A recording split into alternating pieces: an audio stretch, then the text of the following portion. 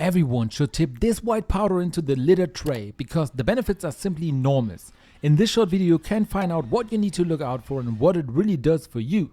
Because everyone who has a cat naturally also had a litter tray.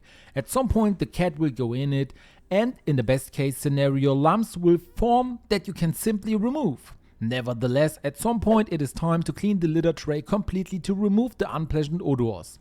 So you pour out the rest of the cat litter, wipe the toilet once, give it a good clean and pour in new cat litter. And that's exactly where this white powder comes into play, because it can be really useful in the litter tray, because even if the cat litter has been freshly made, it naturally stinks as soon as the cat goes in the toilet.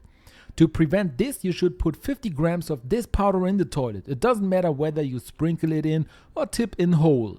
In the next step you should stir it in completely so that you can't see any more of it and it has been mixed properly with all the cat litter. You will no longer be able to see it with the naked eye. The cat won't even notice any difference. The difference, however, is that this powder neutralizes bad odors. So you will no longer smell cat poop or cat urine, even if the cat has only been to the toilet once. For the cat itself, this white powder is of course completely harmless. It won't even notice it and will use the toilet as usual. The white powder is baking soda. As it binds odors, it's a great way to get them out of the litter tray. You can buy baking soda from my shop. You can find the link in the video description below. Would you like to know which 12 things you should never put in the dishwasher? Then be sure to watch the video seen on the screen at this point.